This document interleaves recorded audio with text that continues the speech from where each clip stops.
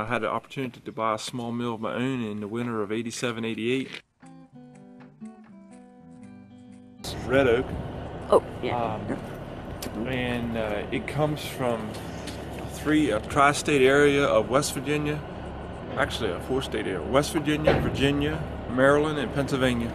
So it comes from probably like 120-mile radius supply.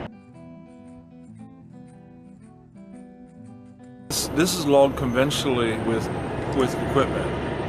I do a little horse logging on the side, but it's not the main.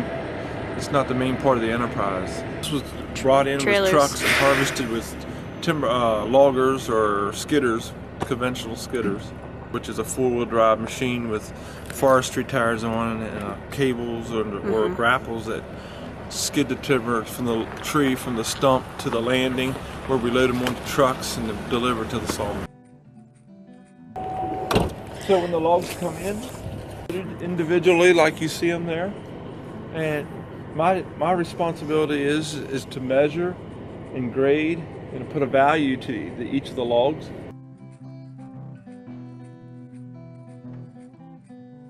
By diameter and the health of a tree, the maturity of a tree, that determines whether a tree is harvested or whether it's not. Generally speaking, we like to have a tree that's at least 18 inches diameter at 4.5 feet tall.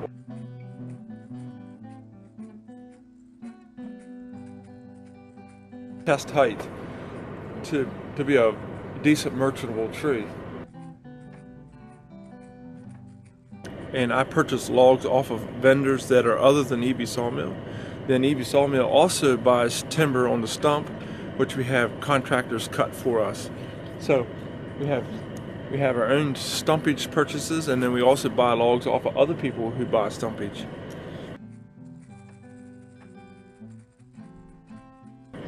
So we need about 8 to 10 million feet a year to run the operation. Most of these come from naturally regenerated forests that may or may not be considered a tree farm. But so like in the way of sustainability, like how sustainable do you guys consider yourselves? Very sustainable, yeah. The fact is that with the timber management that's today, there's more acreage in forestation than there has been in the past 50 to 100 years.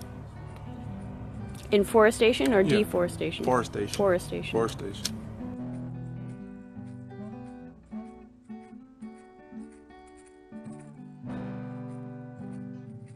Whereas you go back 100 years from now, there was very little emphasis put on sustainability of forestry. They thought it was an endless supply, and very little management was done in relation to that.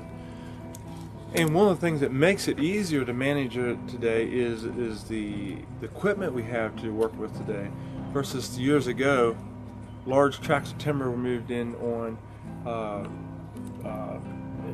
It required a lot of manpower, horsepower, antiquated equipment power to do it, and most times it was clear cut, and there was no even in clear cut. Don't misunderstand me. There are places that clear cuts are a good decision, but a lot of times in those decisions there was very little management put even in the clear cuts, and there was unbroken acreages for distances that was clear cut, which is not good for those kind of things. But there's the amount of times where there's actually a true clear cut is seldom anymore. There's near clear cuts where they're what they call where a few trees per acre are left for regeneration purposes. My guess is that your average age of your tree is 70 to 80 years old. This is cherry, and this row here is red oak and black oak, which we process together as the same species. I mean, it's not necessarily the same species, but it's in the same species class. Black oak. This is red oak and black oak. This is a row of cherry. We have another row of cherry. Another row of red oak and black oak. Another row of red oak and black oak. And you have some ash and a small pile of hard maple there. Two larger piles of hard maple that are way over there. And there's a pile of hickory over there. So, That's ash too, right? This is another row of red oak and red oak and black oak. There you see some soft maple. Presently finishing up a run of walnut. Black walnut or Black white? walnut, yeah. What you see over here on the side is black walnut. This is soft maple to the left. Random landowners. I mean, there's no one like. You could just like show up on people's property, basically. Yeah, it's people's individual farm? contracts on private properties for the most part. There's a little bit of the supply is originated on state. None of it federal property that I know of. Not that they're planning on developing or anything. No. Yep. So this is black walnut there. What is this thing right here? Have you seen what we saw? Starting my 26th year in business. Wow. So it's been a long journey. We moved to this farm when I was in 1979, when I was 10 years old. And so my family originally came from the Greencastle, Hagerstown area. We just kind of lived on the Mason-Dixon line there. My grandfather on my dad's side come from the Chambersburg area, and my grandfather on my mom's side come from the Hagerstown area. So my grandfather bought this farm on my dad's side in 1968, and he had a small dairy operation, and my dad took it over in 1979, and in 1988 we started the sawmill business on this farm. We go by the name Mennonite just to differentiate our understanding of Christian life. We have a very conservative approach to life, both ethically and business-wise or agriculturally wise. But it's still very dangerous, but we have a lot more safety features in working with than we used to. Yes, safety is a big factor for us for safety purposes. Safety is a pretty serious aspect of our operation. Incidents where small injuries were involved. I don't think we've lost any limbs. I know we haven't lost any life here. My son had his one finger nearly taken off. It was basically off. It was hanging there, and they had it sewed back on. Come in the deck into the debarker. They're debarked, and then they go through a metal detector, which is a donut-shaped machine that scans the log for scrap metal, nails, whatever. And if it finds anything, it kicks the log out, and we have to manually find might be a nail or a hinge or whatever. Otherwise, after it goes to the metal detector, it comes into the sawmill, in towards the head rig. And what you see over there is the saw and the carriage. And that's where the log is broken down into boards and a square. The squares go over here. And this is the resaw, what we call a resaw here. And the runaround comes this way. But as the lumber comes, these chains move this direction. That's a trim saw behind us. This is an edger right here, which trims the edge sides of the lumber, of the rough lumber. And so as the boards come out, the lumber inspector, see that little hook? This is a flexible ruler, wooden ruler. So the lumber inspector takes the board, flips it like this. He measures it, establishes a grade, and then he puts the mark or something on it like that. And so that when it goes through the trim saw, it gets out there, the lumber stackers, they know they can read the mark on the board and know exactly what the lumber inspector had in mind and what sort it goes into. We process between 3,000 and 5,000 feet per hour. So in a 10-hour day, we do between 30 and 50,000 board feet per day.